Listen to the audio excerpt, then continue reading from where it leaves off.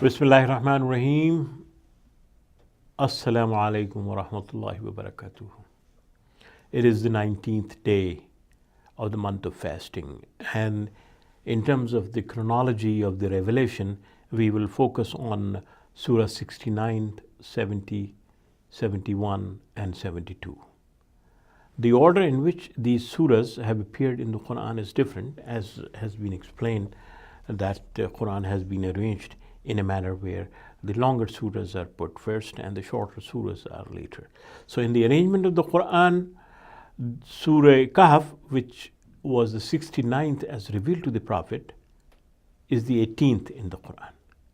Surah Nahl, which was the 70th to be revealed upon the Prophet, is the 16th.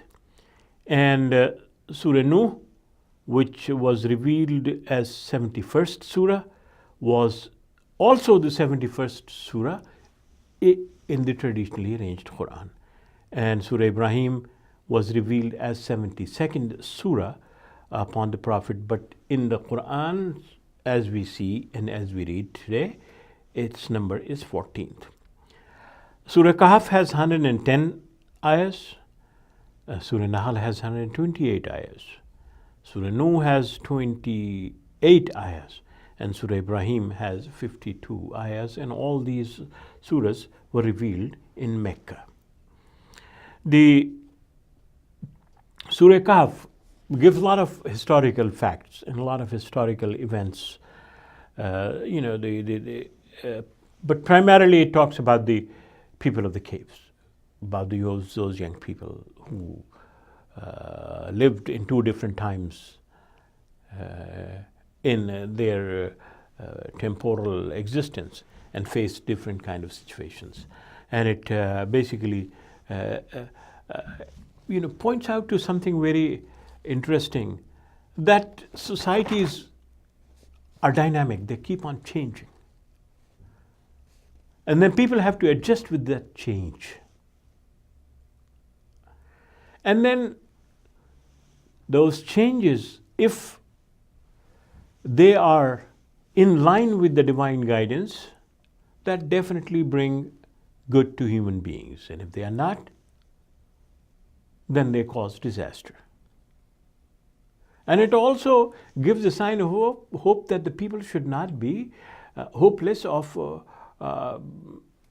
success of the divine guidance, because ultimately people do realize from their own mistakes. Ultimately, people do realize from their own arrogance, which causes them hurt, that what they did was wrong. So Surah Kahf focuses on that idea of change. So it talks about the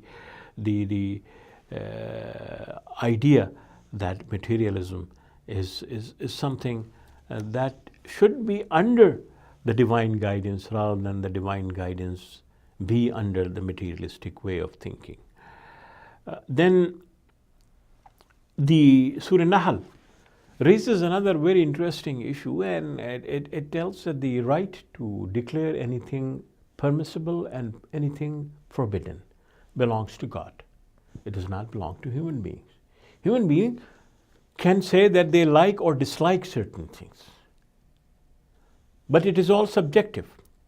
But when it comes to declaring anything permissible and anything forbidden under the authority of the divine guidance, then that authority belongs to God and God only. Human beings cannot assume that responsibility.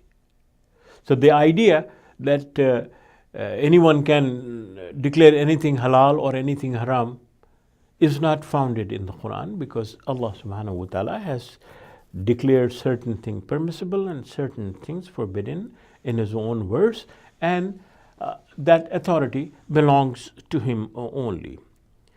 The Surah Nooh draws on the example of the life of the Prophet Nooh and his family and his people who were rejecting his ideas, including his own self. And it says that one should not really think that the birth in a house gives one the permit to assume the identity of the household. In other words, it is not a guarantee that those who are born in good families would always be good, or those who are born in the families of the Prophet would always follow the divine guidance. And it gives that particular example, but also reminds people that no matter what, the truth never dies down, and the truth always succeeds. In Surah Ibrahim, Allah subhanahu wa ta'ala talks about the process of the creation as well, that how the life came into being, how the earth and the universe came into being.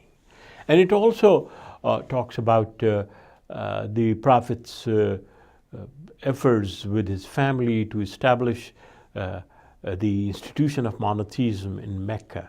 And it also talks about the leadership that Mother Hajra played in terms of establishing the community of monotheists, and in terms of ensuring that monotheistic ideas become institutionalized through the growth and the development of the community around the house of God that was built by Prophet Ibrahim alayhi salatu wassalam.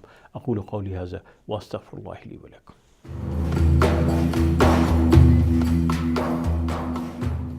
We hope you enjoyed the video. Please subscribe to our channel.